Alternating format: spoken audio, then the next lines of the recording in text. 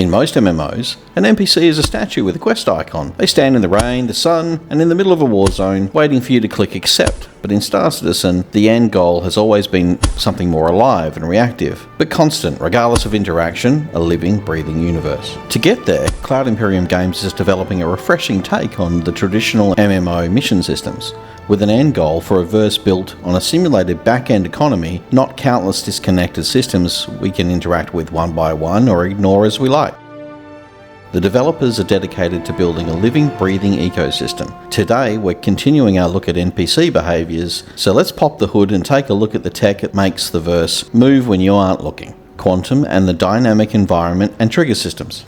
In the last video, we took a look at subsumption and how NPCs can switch between states to fulfill a need, and to make it as understandable as possible, we talked about the need for food. Links below if you're curious. Okay, so let's take that concept again, and this time we'll look into how a simple yet accidental and seemingly insignificant NPC and player interaction can spiral into a system-wide war, all because an NPC decided he was a bit hungry and the player was goofing around a bit.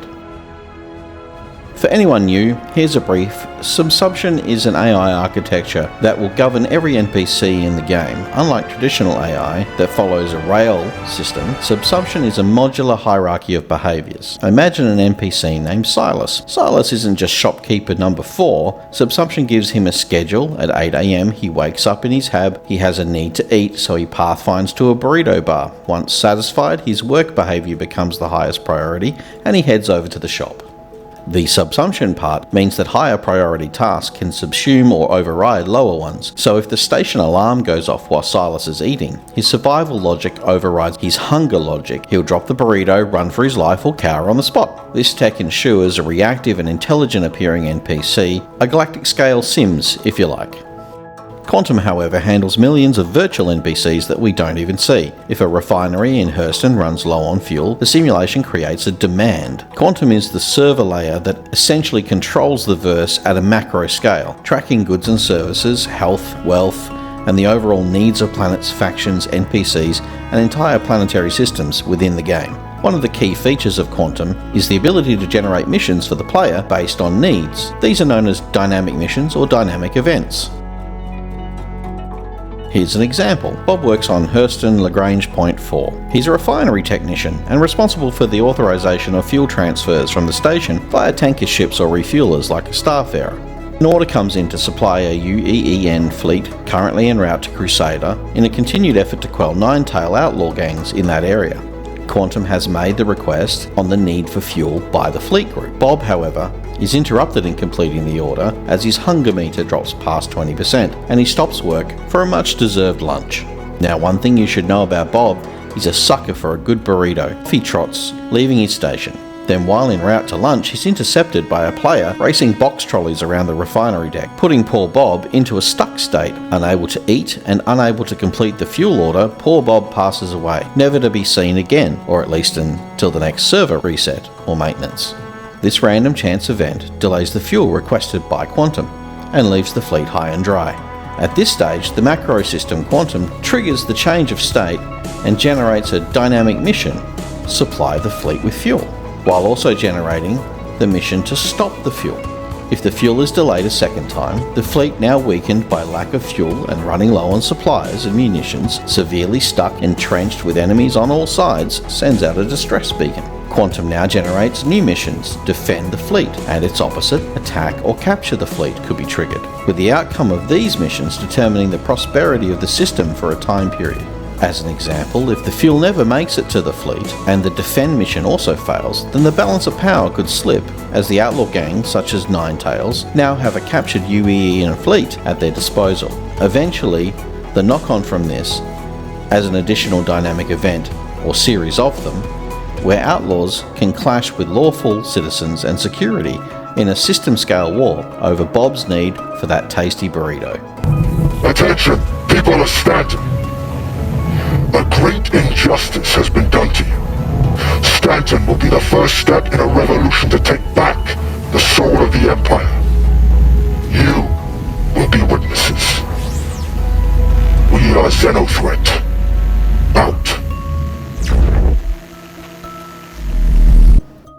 It's not just about the economy or NPC activity. The environment itself can act as a trigger through the use of a system of environmental sensors. For example, severe sandstorms on Daymar drop visibility and with high winds, damaging surface outposts. The subsumption logic might trigger a medical emergency because the NPCs are trapped or injured. Unlike most other games, you no longer respond to generic fetch quests, missions like kill 20 of any mob and bring me 3 left ears. You're responding to a state of change in the world itself. As of 2026, with the introduction and implementation of Genesis Planet Tech, these outposts will be more logically placed. Missions will shift to quasi-dynamic, meaning that the game looks at flora, fauna, and the weather to decide if a mission should be clear a site or repair a generator task, for example. While we'll still see handcrafted missions, both short and long, in our mobiGlas, the majority of tasks we'll be needed to undertake will be created by the game itself as it needs it. Ultimately, this allows the game to move and flow influenced by our actions, but exists despite our actions, and potentially, sometimes, even in opposition to them. Ultimately, if events are left out of control for too long, we might see the ultimate expression of this tech as a massive dynamic event. In earlier versions of the games, events like Xenothreat were manually triggered by developers. Once implemented, Quantum and the dynamic mission system will trigger these events by simulation. As an example, if the Outlaw Xenothreat faction as a collective generates enough resources or reputation or influence, and it reaches a certain predetermined threshold, the AI commanders, those running on high-level subsumption logic, may decide to launch a blockade or an assault. Doing such causes Quantum to generate dynamic missions to prevent or assist these assaults. These can range from cargo and supply runs to direct combat on foot or in space. With server meshing, these events can now span across different server nodes seamlessly. You might be fighting the vanguard of a fleet in the Nyx system, while the simulation is moving the rest of the fleet into Stanton, where the player's resistance is the weakest. Quantum and the dynamic event systems aren't just cool tech for the sake of cool stuff. We don't get to see it running. It's not flashy graphics, ships or weapons, but like Subsumption, these background systems are here to create a reactive world, one in which we play a role, but one that can just as easily exist when we're gone. CIG has an opportunity to use these background systems in combination to move away from a very gamey, predictable quest system we find in most games today. And while it's generated content, it's not procedurally or randomly generated. Rather, it's based on actual needs of individuals, groups, and locations, derived directly from the interaction with us or other back-end systems or requirements. It's an interconnected web. Your actions affect NPCs, the NPCs affect the economy, and the economy affects the mission. Our verse is getting smarter every day. Next time you see an NPC leaning against a railing at Port Tressler, just remember, they might be 5 minutes away from triggering the biggest space battle you've ever seen. Now who's for burritos? Thanks for stopping by.